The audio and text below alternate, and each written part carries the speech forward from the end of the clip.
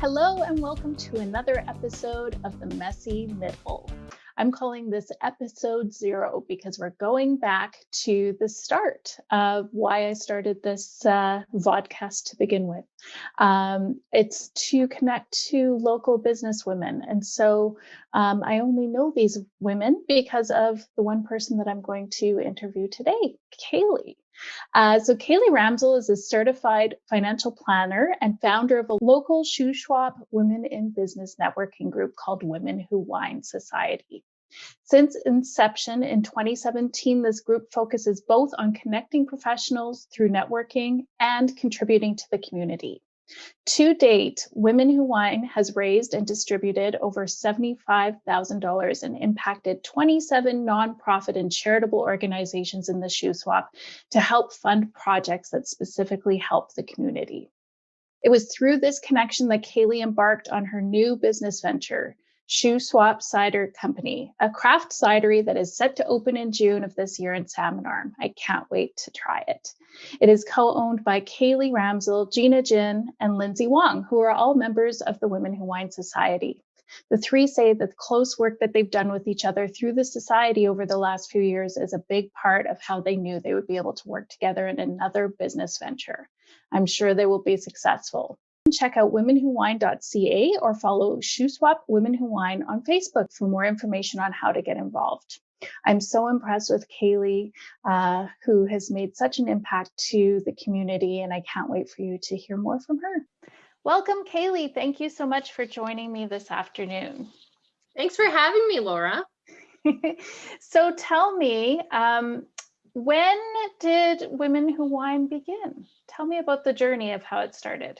The journey. So I moved to Salmon Arm from Calgary in the fall of 2016, and I didn't know a single person. So coming from Calgary, I had already began my career as a financial planner, and I worked independently. So I was already kind of in the mode of building my business and was just getting used to networking to try and build my business. And I found it really hard in the city to, I guess, network efficiently or effectively. I just found that I was going to events all the time and I'd come home with a pocket full of business cards, but I wouldn't have made any good connections. So when I moved to Salmon Arm, I was excited to be in a smaller place because I grew up in a really small town and the city was still kind of new to me. I was only there for about 5 years. So Salmon Arm kind of presented a whole new opportunity for me to sort of rebrand my business, rebrand myself, rebrand the way that I grew my business. And Women Who Wine was sort of my way of trying to make some friends and build my business. So it actually started, our first kind of informal meeting was International Women's Day in March of 2017. And at that point, I had met like 4 women, like a lawyer, an accountant, a realtor, and Lindsay Wong, who's our VP, who still does manage the Downtown Business Association in Salmon Arm. So I sent an email to these ladies. I asked if they wanted to get together on Wednesday, International Women's Day, for some wine and just to chat and network. And I don't know, I told them to bring a friend if they wanted to. So they did, and we had 6 people there, and it was great. And some of the women knew each other because, of course, it's a small community, but there was also some new connections made. And at the end of the night, the ladies were like, this was really great. We should do this again. So I was like, okay, I'll just plan another one for next month. We'll keep it on Wednesdays, and we'll just be the Women Who Wine on Wednesdays. I love that. Yeah, so we just kind of started doing monthly meetings, and it kind of grew into more than that in 2018. Nice. So I know that you started it from the, I guess, wanting to connect and network with like-minded women in your community, which attracted me to it as well. But it's so much bigger than that. So there's a whole other component which has the giving piece to it. Can you tell us a little bit about that? Yeah, so it would have been about a solid year after the very first meeting, and we were getting together monthly. The group was growing quite quickly. Every month, people would bring a new friend. And it became very apparent to me that everyone in the group was involved in the community in some way. like whether they sat on a board or volunteered, weekly at an organization. It seemed like that was kind of on the hearts of everybody that kept coming. So it started to become a big part of the conversations as we were sitting around drinking and networking. And so we had kind of developed a bit of a board, I would say the spring of 2018. There was a few members that were kind of, at that point, became sort of the founding members. And we're like, what more can we do? I mean, this is great that we're getting together and we're supporting one another's businesses, but we're all trying to do good things for our community, and we could do something really amazing if we got together and did it as a team. So that's when we actually launched Women Who Wine as it is now as a society. So we launched in June of 2018 and sort of rebranded. So with the mission statement that we were connecting professional women of various backgrounds to support one another in our businesses and also support our community collectively. And we decided that the best way for us to do that would be through quarterly community giving events. And we sort of took the idea from the 100 Women Who Care chapters that we had heard about, but we never thought that we would ever reach 100 people. So we just sort of thought, what can we do with this idea on a smaller scale? And the structure of that was that each member would bring $100 each quarter to an event. They'd have a few local charities come and present about projects or something that they needed help with. And then everybody would vote by secret ballot and the winner would get all the money. And we thought that would be really fun. It would also help us learn about the different organizations in the Shuswap, because there's so many, and even people who grew up here weren't aware of how much the Shuswap actually, relies on so many nonprofit and charitable organizations. So that's the structure we kind of started with. We made a few tweaks. One of those tweaks was that instead of the winner getting 100% of the money, they would get 80%, so that each of the runner-ups would each get 10%.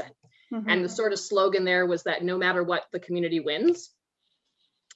And we held our first event in September of 2018. Amazing. Yeah. And now tell us how many members you have.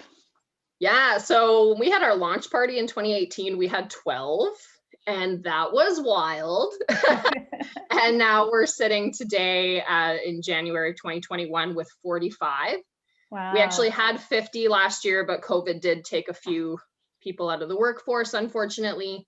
So these are still people that, support us where they can. But as far as membership goes, we have lost a few members and gained a few through COVID, but we're sitting at 45 today. Amazing. That's wonderful. Yeah. So you have the quarterly giving events. Tell me some of the other things that the society supports. Yeah, so we also started doing an annual bottle drive for the SPCA, which we do in the spring of every year. Last year we did it in May. We'll probably do the same thing in 2021. In the fall, we've been doing our Care Kits for Community program, which has been hugely successful. It was something that we started, I guess, in 2019 with a clothing swap. And we thought it'd be really cool to do a clothing swap in Salmon Arm. And then how else could we support organizations? And it just happened to be in the fall, we knew that the shelters were going to open, specifically the Salvation Army Lighthouse Shelter, which opens in the fall and closes in the spring.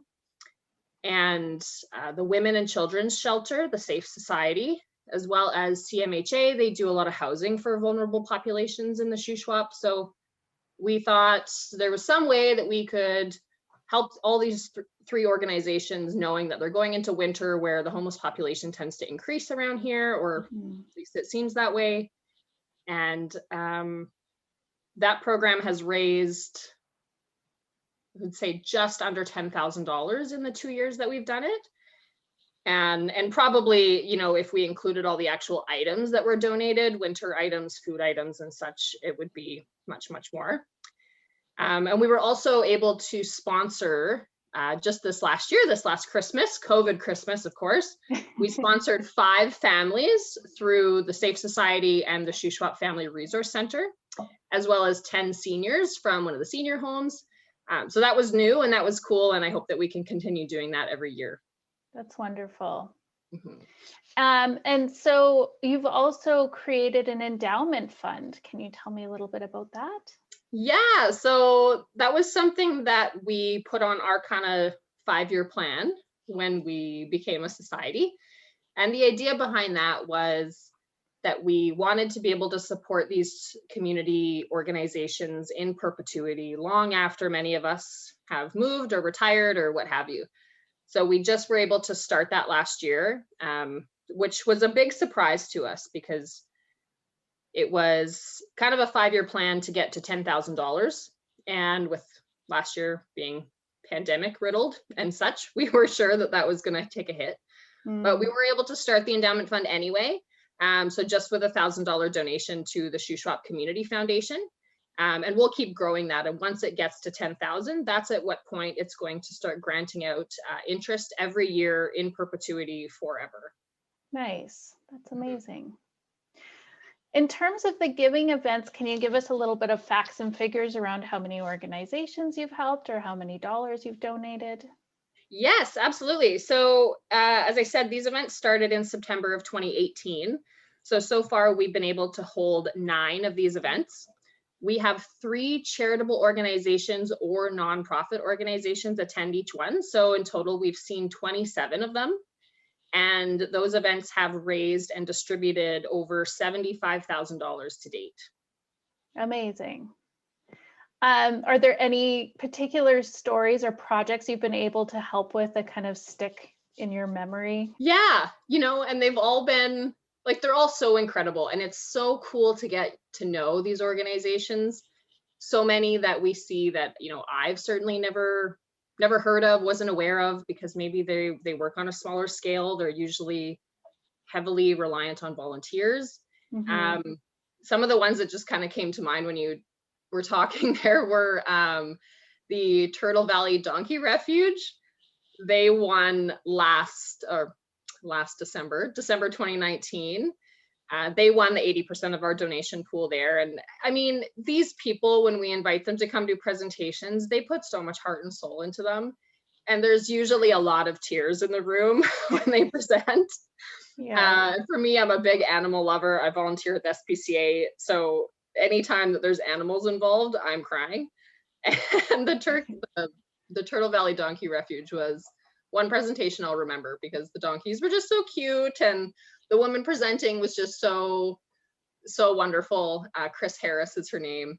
Um, actually, the event prior to that, it was the Freedom's Gate Equine Rescue that Mm, won in September of 2019, and that too. I mean, it was such an emotional presentation, and of course they won. And yeah, I don't know, I guess the animal ones keep sticking out to me, but we've had some really, really great success. There was specifically the one that we did in March of 2019. I believe we had the CMHA, the Salvation Army Lighthouse Shelter, and the food bank all present. And as you can imagine, all 3 of those organizations are just so mm, well deserving, and they do such incredible work. And it was the CMHA that actually won that event. And I believe their project was their suicide awareness project. And so, I mean, that was a wonderful cause for sure.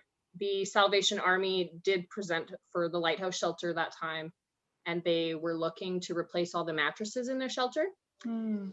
And it was, I mean, certainly a project that really needed to be funded, but they didn't happen to get a majority vote that night. So actually, Mhm. Patrick Riley took it upon himself to hold a party about a month later, through like, yeah, a big dance party. He DJ'd, and the whole initiative there was to raise money to buy the mattresses. So they found Wow. somebody to custom make them.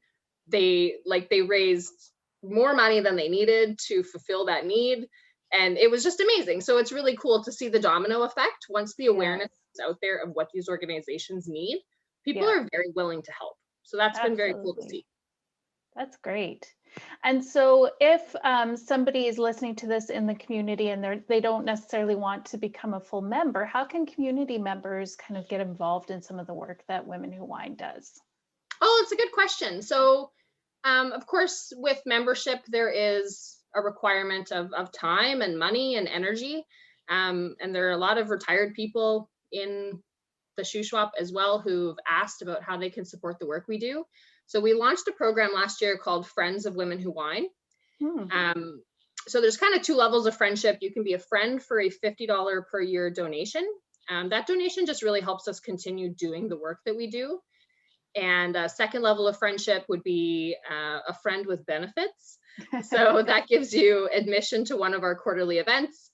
It's a $200 a year commitment for that. And so you get admission, you get, presence on the website as a donor, and special shout outs on social media and such. And it's a really good way for like corporate groups or businesses, anything like that, to show their support. And that program's been pretty successful since we launched it as well. So we're very grateful for that. Excellent. That's wonderful. So looking forward, what do you think is coming next for Women Who Wine? That has been a tough question. It was a surprise to us that COVID didn't stop us. Not that we expected that it would just stop everything that we were doing, but we thought for sure there'd be a hold on some things. And to our surprise, there really wasn't. And I think, we owe that to our membership. We have such an incredible, generous membership. Anything that we try to do, they make sure that we succeed in doing. People, it's just blown my mind through this crazy year that we've had, that anytime we've put out an ask to something that we want to do, an organization that we want to help, a family that we want to help, people they just send in their money, like no questions asked. People just really, really want to help the community. So I would say that gives me some encouragement for thinking ahead. And 2021, I would say we're just still very focused on growing our membership, growing our friendship, keeping these events being successful. Of course, there's a chance that we might have to hold most of our 2021 events in this format, in Zoom, which we did for our December event. And it was actually a huge success. We just did video presentations and people really liked it. So we want to keep these events going. We always are looking for new organizations to support. So you can do that on our website, womenwhowine.ca/charity will bring you to a submission form where you can just nominate a charity that we can support. We are hoping to hold an event in partnership with the Shuswap Hospice Society this year. That's going to be, if of course we're allowed, it's going to be a scavenger hunt held at the end of summer in Salmon Arm. All proceeds will be split 50-50 between the Women Who Wine Society and the Shuswap Hospice Society, which is in great need of some help. They offer invaluable services to the Shuswap, and most of their large events got canceled last year. So they could really use some help, and we would really love to be the ones to be able to get that rolling for them. That sounds exciting. And so what about you? I know you have some exciting business news as well. I want to give you an opportunity to talk about what's coming for you personally through your business endeavors. Yes, thank you for that. So this is something else that's been so cool about Women Who Wine, because I'm opening a cidery in Salmon Arm with two business partners who happen to also be members of Women Who Wine and also sit on the board of Women Who Wine.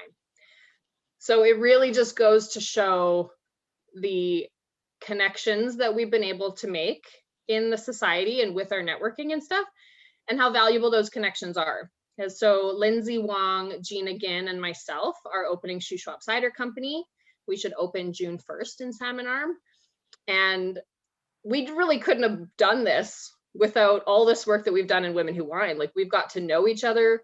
We know each other's strengths. We know, how to work well together. So it just made this whole business planning process and getting ready for opening just so much easier. That's amazing. So exciting. And I'm honored to be a member of Women Who Wine. And as a new community member as well, I've always been so impressed with the quality of the professional network that we get to belong to and all of the amazing people who are part of it. And I'm so impressed with what you've done here. And I'm so grateful to have met you, Kailee. Oh, thanks so much, Laura. Well, we so appreciate you being a part of Women Who Wine. And I know last year we had a leadership workshop planned with you and we weren't able to do it. I know you're able to do some of it online, but I really hope that we can get that going. I mean, 2021 or 2022 somewhere, but we do need it, and we appreciate your services and your advice. Awesome. Well, thank you for joining me today, and I'll invite everybody to check out more at womenwhowine.ca. Awesome. Thanks, Laura.